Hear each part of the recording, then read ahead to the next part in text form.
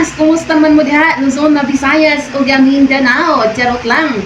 Luzon na Visayas o Mindanao no. Kaya ako'y mga kaparantihan diri sa Luzon. Naapod ko'y kaparantihan sa Visayas. Dara sa may Cebu area. Huwag naapod ko'y daghan pamilya gyud sa Mindanao. Ayan. So ako, may storya lang kuno kay nay akong iyaan nga nag-comment sa ako nga post.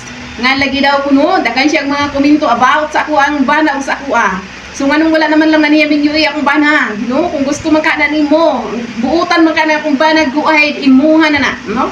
Ihatag ko na ko na sa imuha. Once again, sa ako ganing gikaingon nga, oras ganing nga nibiya nako, wala na gyud tay dapat nga balikan. Ayan mo pagpa-as if nga kaya pa ninyo pabalikon sa iya ha. Kay bisag kung saon pa na niya pag-convince sa inyo ha, pag-convince sa inyo nga pabalikon ko, dili na gyud ko mobalik. Wala na gyud balik ka mahitabo, kay bisag patyon pa ko, dili na gyud ko mobalik.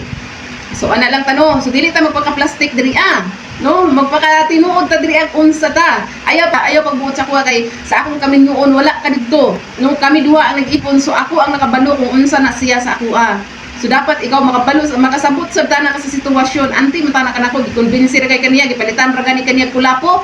Duha ka buok kulapo dito dayon kani kampe, pastilan pud nimo no. Kay grabe naman ka ignorante ba nang imong utok. Balansi pud panagsa. Sus pastilan dugay ng panahon sig apas-apas sa kuha. Basta ako kani mingon nga dili na gyud ko. Bisag patiyon palagi ko, dili na ko magigbalik. O tinuod na, ingon ana ko kaastig. Lahi ko.